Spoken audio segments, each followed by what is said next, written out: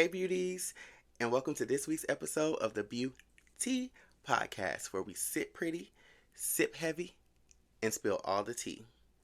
On this week's episode, I'm doing a get ready with me, doing this look, and also giving you guys a story time and getting some things off my chest, child. So, remember to like, comment, and subscribe, and I love you guys as always. Hey girl, come on, hold up, look at that girl right there, she bending over. She got that bag on her back. Now, before I start with my get ready with me, I just wanted to touch on something because I didn't really make a statement about it or comment on it, but I did want to speak on the Ger Laala situation. Like I said, I didn't really put my opinion on it out there too much. I shared a few things, but I did just want to give y'all my take on it because I am a part of the trans community, and whether we know or not if Ger Laala was trans or not, it's besides the point at this point. I did want to say that I just honestly felt like her father was clout chasing because I haven't seen any videos of him going live or talking about Ger Laala before she passed away, so I'm just kind of confused as to why you find out that your child passes away and you immediately jump on the camera and go live crying and you know, with the antics. And of course we know everybody grieves differently, but at this point he's still going live. I just saw a live yesterday. I don't know when it was recorded, but it started with him, I guess, in a hospital when he found out the news. Then he went live from a car saying how she's going to be buried and go out of this world, how she came into this world, which is crazy. And then it was, oh, the mom took the body from the funeral home and he's so upset and they got what they wanted and it's about money, this, that, and the third. And then I just saw another video, which is the one I said I saw yesterday, where he's saying now, if you want to sacrifice your child, your son, then put him in a wig and wait till he die. Like, at this point, it's just late. Like, stay off the camera and grieve. I've never seen anybody grieve like this, and it just seems like you want Ger Laala's clout. That's just what it is to me. I mean, you can agree or disagree with how he feels about wanting to bury his quote-unquote son, but honestly, if you go to Ger Laala's TikTok, you see how she presented every day. Why would she want to be in Pop Smoke braids and a temp fade? I honestly, I want to hold straight people's hand when I say this because I don't know if y'all understand this or not, but being straight doesn't get you into heaven, sweet cheeks. Clock it. Being straight, let me say it one more time, let me say it closely. Being straight does not get you into the pearly gates. Because it's this notion that, oh, if you dress Ger Laala how she came into the world, she's going to get to heaven. Baby, that starts here. God knows your heart. That outer appearance, that has nothing to do with going to heaven. And y'all need to let that go. I just felt like a lot of homophobic people took that opportunity to spew more hate. Like, you dress it in love, but it was really hate underneath there. You understand what I'm saying? And if you don't, oh well, you don't have to. But as for me and my family, I do want to encourage all of the people in the LGBTQIA plus community to please get a will. Get a will, get it notarized. Make sure that you have witnesses. I Googled it. In the state of Florida, you just have to have 2 witnesses and you have to get it notarized and write it by hand. Sign it. Your witnesses are going to sign it, and make sure that all of your death wishes and how you want to leave this world are written down, because at this point it's just getting crazy. It doesn't matter if you agree with it or not. Let me say that one more time. It does not matter if you agree with it or not. That's between us or someone like Ger Laala and the Lord. You are not the Lord, so you can't save anybody's soul. So again, there's nothing that the outer appearance is going to change. Like, y'all really need to cut it out. Y'all really do. And back to what I was saying. So yeah, get it notarized. Say how you want to leave this world, because I'm going to do it. Like I said, I Googled it for the state of Florida. That's where I am. And yeah, you just need to write it down, make it plain. And as for me and mine, why would I present like this every day? Because this makes me feel affirmed and validated and comfortable in my skin. And then you're gonna go put me in a suit with pop smoke braids and a fade, and you don't think that I'll be looking down on you from wherever I am, heaven or hell, and be embarrassed and be humiliated that you would do that to me? Why not just not support me now while I'm alive on earth instead of faking the funk, and then when I die, now all of a sudden I want to see you like this when you die? Do you hear how that sounds? I, whether it's a parent or not, whether it's a sister, brother, cousin, being related to someone does not give you the right to dictate how they show up in the world. And to be honest, my personal opinion is I don't believe that Ger Laala and her dad had a real relationship, because if you did, then you would have loved Ger Laala for who she was, whether she identified as male, female, trans, or not, and you would have respected how she chose to show up in this world. It's just as simple as that. Moving on. So, the story I'm going to tell y'all today is how I lost my virginity to my choir director. I know y'all gagging, probably by the title. Y'all like, girl, what? Yeah. It's crazy because I didn't start telling this story until recently, like when I was, sitting with friends and talking about, losing virginities and things of that nature. And it came up and I was like, wait a minute. Not me losing my virginity to the choir director. It's like I forgot or something. Ain't that crazy? So yeah, I was 15 years old, and I was just a young gay boy at the time. I didn't really know much about sex besides pornographic videos. And I started going to this church. I'm not going to disclose the church name because the people might be watching. And what he said on excuse me, what did they said? I gotta live here and you don't. I'm just playing. I ain't scared of them people. But to protect everybody's little image or whatever they might have going on, it was a certain church I was going to, and I did go to a few. For y'all who probably trying to narrow it down. But yeah, so I started going to this church, and I wanted to feel included so badly, so I joined the choir. And not the best singer in the world, but girl, I could hold a note.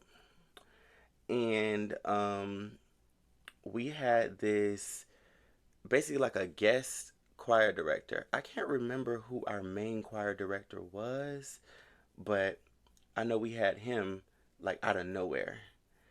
A lot of people knew him, but I didn't. I was like one of the youngest ones in this little group that I ended up being a part of, where me and him got like closer. So yeah, I'm in the choir, and then I decide to join the praise team. Excuse me. So join the praise team, and we're learning the songs, we're doing the things, and I can see like with the naked eye that he might be a part of the community. But I wasn't too sure. Like I didn't have any evidence, so I can't remember exactly how we exchanged numbers, but I'm pretty sure it was just because all of us needed to have each other's number just to know like when rehearsals were and things like that. So I had his number, and child, somehow or another, me and him end up texting a lot. So, I'm laid up in the bed, late at night, feet kicked up in the air, texting this man, mind you, who is in his 20s. I'm 15. He's like in college or something like that at the time. So I'm not even thinking about the age thing, child, just being fast. So hold on, y'all. You gotta focus on these brows. I would hate to mess it up. That we texting and stuff all the time, flirting with each other, but he was being a little bit hesitant. And I ain't gonna lie, child, I was fast. At that point in time, I hadn't done anything with anybody, but I knew a lot. So, flirting was easy for me. So we flirting and stuff, and one thing led to another, and we started talking about hooking up. And the gag was, child, I was letting him know, like, I've never done this before. You're my first. And girl, he told me I was his first too. And my dumb ass believed him. Oh, disclaimer. If y'all see me looking off to the right, because my mirror is over here. Sorry. Should have told y'all that in the beginning. But yeah, child. So he telling me I'm his first. And I'm telling him that he's mine. And child basically got groomed, but I ain't know no damn better. So then it got to the point of us about to link up. And we were having conversations around how to clean out. And for those of you who know what clean out, for those of you who don't know what clean out means, it's, getting your body prepared to be penetrated, basically. The girls know what I'm talking about.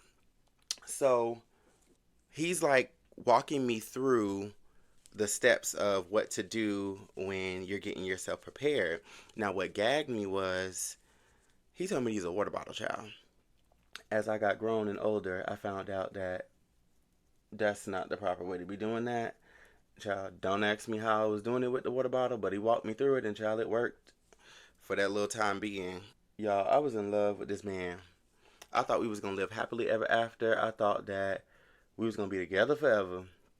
Because the girl, he was just feeding me all these lies and stuff over the phone. Just like, yeah, you're my first. Oh, I love you. And, oh, I want to be with you. And this, that, and the third. Child, he pulled up on me one time. He was getting ready to, like, go out of town. I think he was going to Atlanta for something. And I should have known he was going to Atlanta. And kissed for the first time. But we didn't do nothing else. Child, my little heart was fluttering. I thought I had done hit the jackpot. You heard me? So anyway, on this one particular night, he like called me out the blue. So I guess he was in heat. And he was just like, I want to come see you tonight. And I'm just like, oh my God, oh my God, oh my God, oh my God, oh my God. So I'm like, okay, well, come see me. Child, the kind of mother I had, I knew her sleep schedule. Once she would sleep, child, she would sleep. And we lived in a 2-bedroom, 2-bath. So her bathroom was in her room. And once that door is closed, baby, she ain't hearing nothing. And my mother was the type of mother that did not want to be disturbed. So me sneaking out of the house was going to be nothing because I damn sure wasn't finna sneak him into the house. That would have been like committing suicide, if you know what I mean.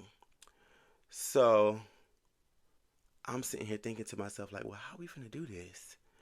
And he like, oh, we'll figure it out, we'll figure it out. Child, that just meant we was finna do it in the car. And I ain't care, child, I was ready. So he came over. I snuck out. I prepared the way he taught me to, child. Snuck out. We parked like, I lived in an apartment complex at the time. So we parked like across the way from where I was living, in the same, still inside the complex. And girl, the gag is, if my mother had come looking for me, all she would have had to do was look out the window and see me in that car. Just stupid. But y'all wasn't thinking, like I said, just young and horny. So, he gets there, and we sat there, we talked for a little while, child. My heart was beating out my chest. I was so nervous because I never did this before. So, here's where the delusion kicked in for me. Well, yeah, where the delusion kicked in and where I should have peeped game, but I didn't. So, child, he was like telling me to get in the back seat. I got back there, and we started doing the things. Mind you, remember he said that I was his first as well. So, girl, the things he was doing to me, ain't no damn way I was your first. But in the moment, I was not thinking about it, child. I was just like, he just maybe watched a lot of, nasty films and stuff. Like, I don't know, but baby, he turned me every which way but loose in that damn car. Do you understand me? And then afterwards, I don't even think we sat there and talked for long. I limped my ass in the house because, baby, I was hurting. Got to the bathroom and realized that, girl, I was bleeding. And I bled for some days. And I was just like, oh, Lord, what did I just do to myself? But the next day, we had rehearsal. So I'm in pain. And I'm sitting here like, how am I going to walk into this rehearsal, for one, that he is leading, and pretend that I'm not in pain? Girl, singing made it hurt, walking made it hurt, talking made it hurt, sitting down made it hurt, everything made it hurt. So when we get to choir rehearsal the next day, girl, why everything changed instantly? This man immediately started acting like he did not know me. I mean, he didn't even speak when I got there. I was gagged. I'm like, huh? What's going on? That's supposed to be my man. I mean, of course, nobody knew. But here I am forgetting also about the age gap. So, of course, he can't be seen like interacting with me a little too much, because that would be weird. That would be awkward. That would be inappropriate. Again, still not thinking about that at the time. So I just ate it and, went on with the rehearsals or whatever. And then afterwards, I started calling him and texting him, like, because I hadn't heard from him since last night, the night before. So, girl, I'm calling him and I'm texting him, and he is not responding. Girl, weeks went by. And I would see him in church and at rehearsals and stuff like that. But outside of that, girl, he was not stunting me. I was devastated. I just knew that, like I said, me and this man was going to get married and live happily ever after. And, I really applaud myself, because I'm nothing like these other girls. Like, it never once crossed my mind to expose him, quote unquote, or like tell anybody, because I've always been the type to believe that my business is my business. And I just felt like it would have been more embarrassing that he ghosted me. They probably would have thought like something's wrong with me or something. Like, I don't know. Child, too much pride, I guess. But yeah, it never crossed my mind to expose him or anything. I just went on about my life, like, whatever. I think like months later, he like tried to hit me up and like reconcile or rekindle or whatever. And child, I was just over it at that point. I mean, he was just, I think, trying to sleep with me again. And I think I peeped that and was like, nah, fam, I'm good. So that was the end of that. Another thing that I wanted to talk about today was something else I saw in the media. And that was this lady who was a nail tech, and a mother brought her 9-year-old son with her to get her nails done. And she also was allowing him to get his nails done. And this person grabbed their phone after they left and refusing the service to the mom and the son. I don't even think she did the mom's nails. It's possible that she did go ahead and do the mom's nails, because I remember in her video, I think she said like we agreed to disagree and just like, went on with our days. But refused service because she felt like the boy was too young to be having on acrylics, and also the fact that he was a boy bothered her. Now, again, similar to the Ger Laala situation, my thing is, why did we come to social media with this? What is social media going to do to change the situation, or validate you? Like, what do you want from going live about this? And it's the thing that I always hear Mother T.S. Madison say. It's a dog whistle. It's all my people who agree with me and who are basically homophobic and don't believe in this, gather around so we can read whoever that we're reading today. And I just feel like that's stupid. Like, I always feel like all this stuff be for clout with these people. Like, if you had the interaction with the mom and, it went how it went, okay, move on with your day. But no, instead, you decided to go live. Now you done went viral. And you talking about, oh, it's the simple fact that you don't want the boy to be at school getting bullied. You don't think he already getting bullied? just for being who he is? Well, baby, if you don't think so, or if you didn't think so, let me let you in on a little secret. Being feminine in grade school is one of the number one ways to get picked on. It's just like being fat in today's society. You're getting picked on. Why you acting like a girl? Why you twisting like that? Why you walk like that? Why you talk like that? Everything can get you picked on in school. Kids are cruel. So you really think these nails was going to be the end all be all for this child? Or were you just simply not minding your damn business? Because my thing is, them Chinese people going to do it. They would have got that coin. And it's just as simple as that. Mind your business. This is this woman's child. It's probably what the child wants. They probably already had conversations around it. Like, it's not your job to parent anybody else's child. And if the mother agrees with it, oh well. And again, if you didn't agree and you decided that you didn't want to do it, don't do it. But what is going live going to do? So now let's get into what going live is going to do.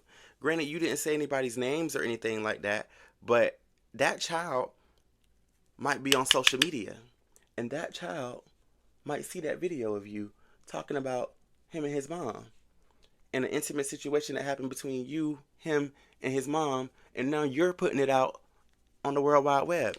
You don't think that that's embarrassing?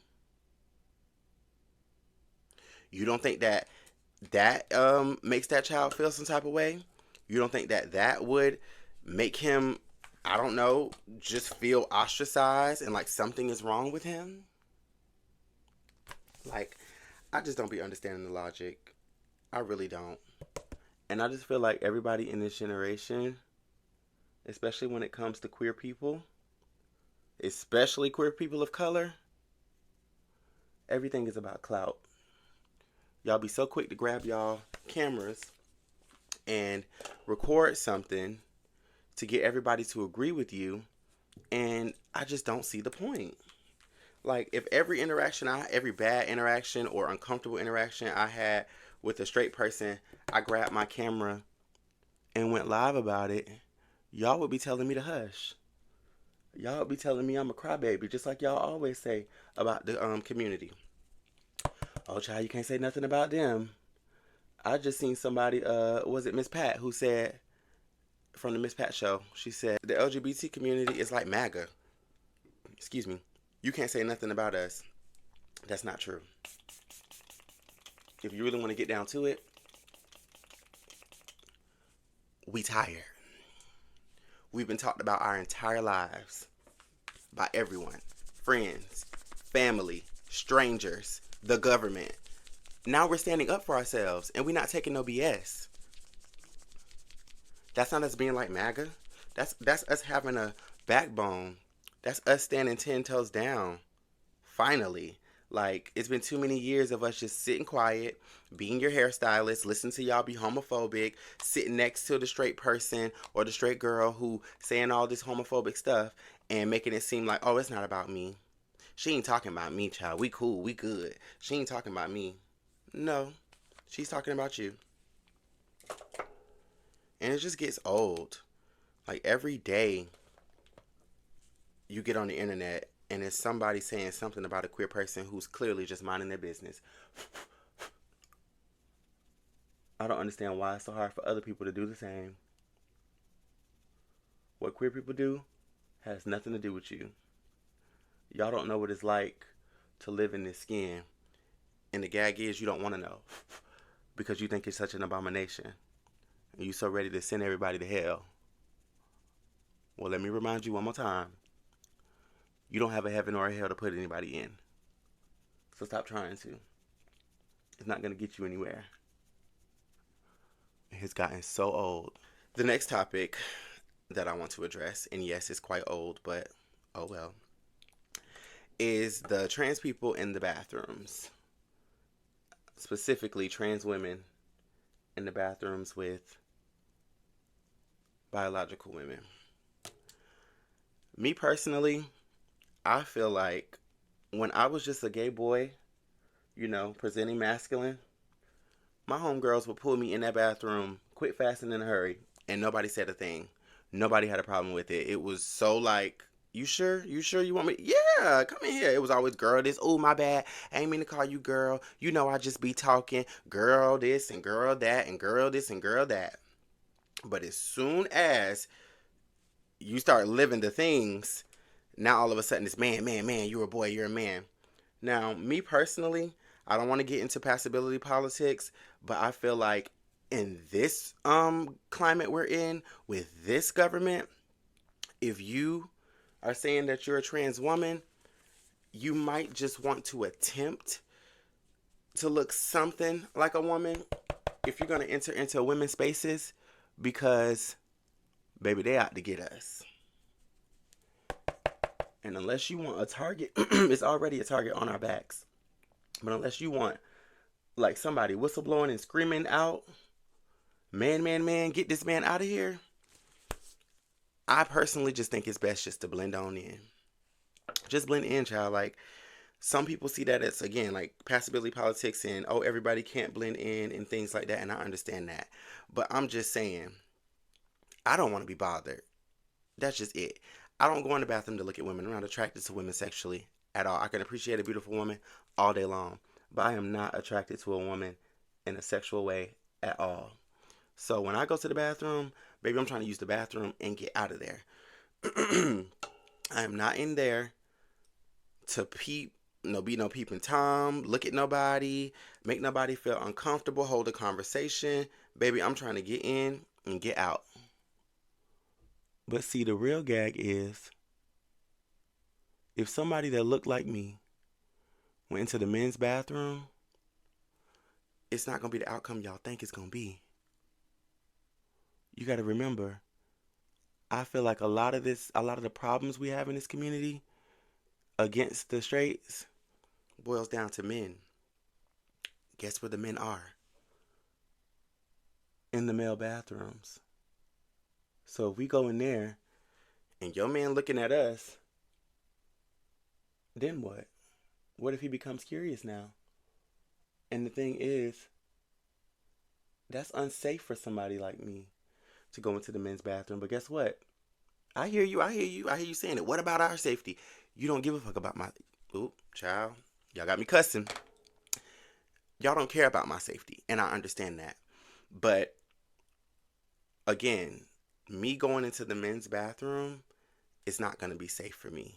Those men are going to be trying to claw me down. Like, I'm just not safe in there. And I don't know if, like I said... one day the government is going to give us our own bathrooms or something like that, because I don't mind. I am a proud trans woman. I've never told no man that I was a biological woman. Any man that tries to talk to me, I try to tell him right away, because baby, I don't have time. I want who wants me. I don't want to have to wonder if you like me or not. I'm going to let you know from the gate. So I just honestly feel like, why we all just can't get along? It never was an issue when I was, again, it was never an issue when I was a gay boy. Friends used to drag me in the female bathroom all the time. Now, all of a sudden, what happened? Like, what changed? Like, I don't know. But, again, to my girls, I feel like it's just safer these days to just simply... try. You know what I'm saying? Try to look as close to it as you can. And I know a lot of people don't identify with that, but I just feel like, again, in this climate, it's just safer. It's just a safer route to go. Like, I would just rather blend in and be left alone when it specifically comes to the bathroom piece. I don't want no problems. I just want to use the bathroom. And for my women that's watching, I want y'all to know that I love y'all. I'm emulating you. Like, you're the blueprint. Hello? Like, I love women. I would never disrespect a woman. I would never put my hands on a woman. I want y'all to feel safe too. I don't want it to just be about us. No, I want everybody to feel safe. But I don't think some people want that. I don't think they want everybody to feel safe.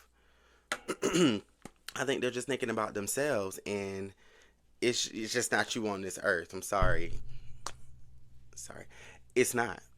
Like, there's other human beings living here trying to live their lives. And that's just the gag. Like, we're here to stay. We're not going anywhere. So we got to find a way to figure this thing out for all of us to exist together in love and in light and not hate each other. I don't know. I really don't understand it. I will say, though, me personally, I lead with love, and it has honestly just helped me like bridge the gap. Like, I have a whole lot of women supporters. Majority of my supporters are women, and they treat me with the utmost respect. Howsoever, that does not mean that when I'm scrolling on my page, it baffles me how many women get in my inbox and tell me how much they love me and how much they support me and all of the things. And then I start scrolling on my social media, and under every transphobic post, there you are, co-signing and clapping the loudest. Every meme that's shared, everything that's said, any discourse around somebody disliking people that's a part of the community, you're the first one in the comments clapping. And it's just like, there's nothing wrong. Okay, you don't like us. That's fine. Don't. Nobody's trying to force you to. But this narrative that our community is being forced on children and things of that nature, it's just not true. It's just called representation. I grew up watching straight people kiss and make out and make love on movies and in cartoons, doing all of the, all the little sexual little things they hid and tucked in there or whatever. I still turned out like this. All these men out here grooming these little boys, putting grown women in rooms with them, making them have sex with them and stuff. Or when you're a young male, you got your elders and the older men around you asking you, oh, you ain't got none yet. Like, all of that stuff that goes on. And trust me, it happened to most of us. And we still turned out just like this. So there's no agenda to like force people to be one way or the other. It's letting children know that we exist. Because we didn't just fall out of the sky. We just came from the shadows. And that's what I think a lot of people don't like. They want us to go back into hiding. They want us to be quiet. They don't want us to have opinions on things that they don't deem us to have the right to speak about. And that's just unfair. Y'all speak on us 24/7. Anytime something happens to somebody in the community or concerning somebody in the community, hell, if you really look at the Ger Laala situation, majority of the people speaking about it were straight people. Oh, I feel where the daddy coming from. Oh, I feel. Child, boo. I hope you guys enjoyed this Get Ready With Me. This beat would probably be like a beat I would wear out to the club. It wouldn't be something I would wear like day to day. This is not my everyday beat. This is more intensified and, more blush and highlight and things of that nature. Just got my hair done yesterday. Shout out to my girl, Cece, here in Titusville, Florida. Like, come on, 30-inch wig from Hair Lady Boss here in Florida, Mare Island, Florida. But yeah, I hope you guys enjoyed this. I'm going to go and press my hair out, probably change my outfit, get my day started. But as always, remember to sit pretty, sip heavy, and spill all the tea, okay? Thank you for watching the Beauty Podcast. Remember to please subscribe, like, leave a comment, whether it's negative or positive. We're here for all the engagement. Drop down in the comments what you guys want to see from me next. Do you want to see an in-depth makeup tutorial?